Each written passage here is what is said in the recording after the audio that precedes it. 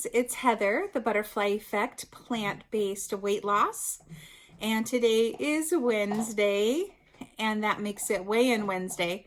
And that's the day that I come on here and I make a video, if I remember and everything goes well. And I weigh in about what's going on in my life, and I weigh in about what's going on the scale. And so I didn't make a video last week. And part of that was that I usually film these videos with my iPhone. I have an iPhone 11. I know, pretty lame to still be using my device to film my channel, but that's what I use, and it's worked all these years and it's convenient. I always have it with me. It's easy. It's pretty easy to edit. So I dropped it and I broke the screen, but I broke the lens on the camera. So ay. So I'm getting the screen fixed, but I don't know about my camera lens, and that's really sad. I might just use my device insurance and get a new phone, only because I can't imagine not taking photos. I love taking photos and videos everywhere I go. So that was part of it. The other part of it was I was not feeling it last week. I just was not. I battle, I don't know if I would say depression, every now and then, but like the blues. So I don't know necessarily that it'd rise to the level of clinical depression. Doctors have wanted to designate me as being depressed many times over the years, just from office visits and things. I cry really easily. And then the other thing is that it's not that much fun being super fat, and so they figure you must be depressed. But the truth is, I just show my emotions when I have them, but I don't necessarily think that it's unhealthy. I don't think I cry more than other people. I just probably cry more easily or more comfortably. And I had been going through some stuff, at the time, and so it was appropriate. But anyway, I just, sometimes we're down. Like, life is not 100% giggles and grins, right? It's about 50% of the time something's happening that you wish weren't happening, or something's going on. And I think it just got to me. The pandemic, everything that happened with my old roommate, and just life was just getting to me. And this isn't why I didn't make the video. I was up a half a pound last week, and then I'm up the other half of the pound this week. So I'm up a pound. So I'm going backwards. So that's not okay. That's not good. It's only a pound over 2 weeks, but still, I don't want to be going that direction. So that, I won't say that contributed to it, because at the time I was like, a half a pound, I don't even care. But the attitude that I don't even care, that was the problem. I'm like, I don't have anything to say to anyone. I don't have any words of wisdom. I don't feel very inspired right now. And what snapped me out of it was the Truth About Weight Loss webinar that started on, it's a summit. So 4 speakers every day, and it started on Saturday. And thank goodness, because I needed snapping. I needed to be snapped out, and it totally worked. I hope you're watching it. You can still sign up, totally free. You can watch it as it happens, and then they don't tell you this, but and I don't know that it's true. I think it will be true. There's usually a replay weekend. So if you missed any, as long as you sign up now, you can catch all the rest of them. And then there's probably going to be, I can't imagine there's not a replay weekend to catch the ones that you didn't see, or, if you're just signing up now, because there's been some good ones. Holy guacamole. There have been some really good speakers.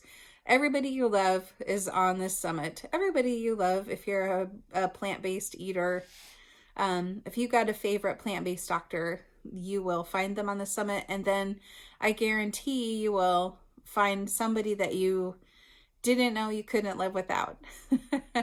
And it's just really super inspiring. I dare anyone to not do well after watching this. So I think that I am definitely eating well now, and I think I will have a good week next week.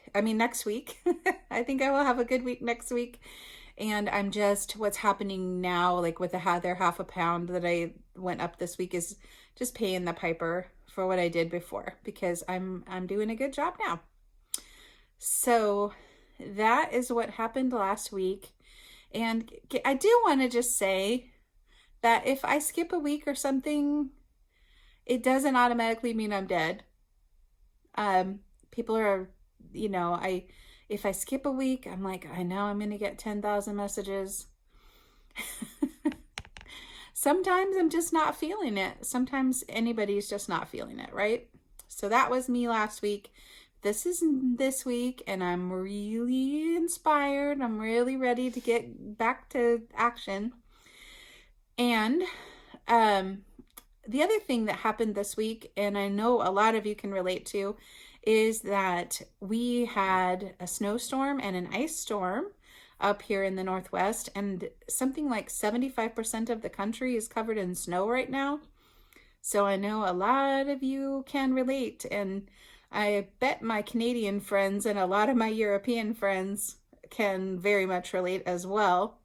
So I do have a couple of tips that I think are really good things to share, because we lost power on Monday, and it has been a while since I've lost power. It ended up being that I only lost power for about 10 hours. So that was a huge blessing. And I know I'm super lucky, but in my area, 250,000 people, customers, were without power. So that's households. So that's even more people, because most households have more than one person in them, right?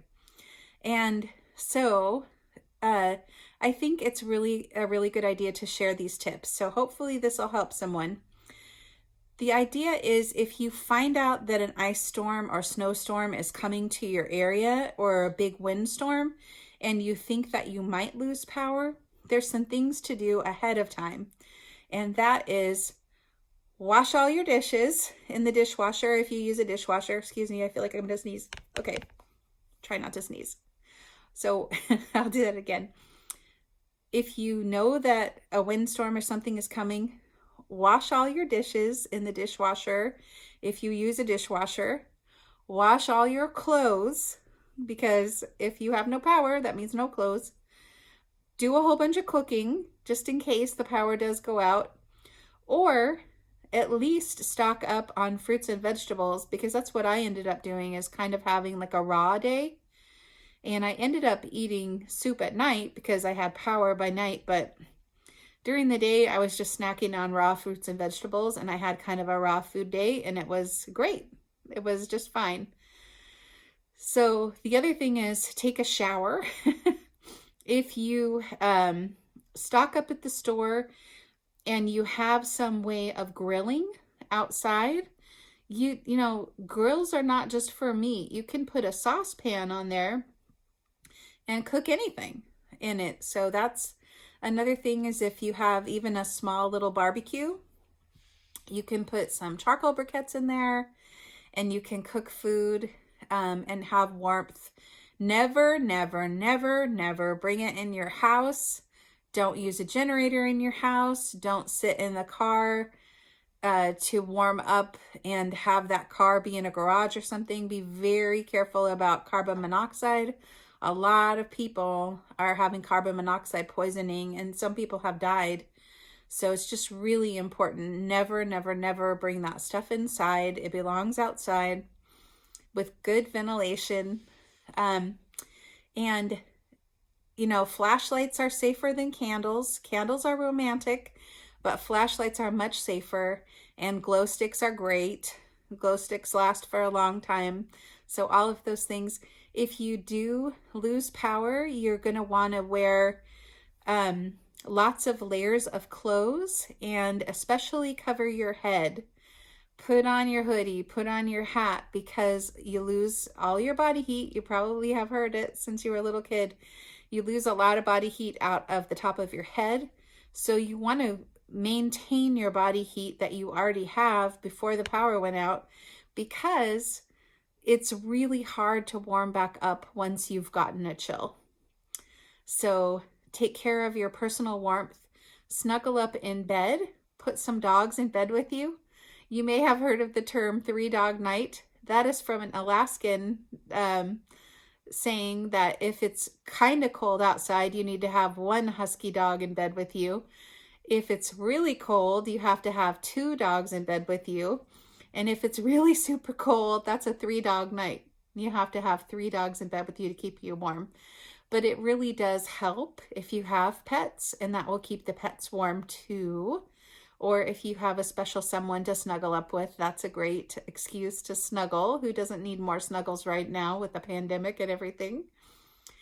So your personal warmth, your food, you can take your food and put it in totes and take those totes out to your garage if you have one, and your garage will be a refrigerator for you.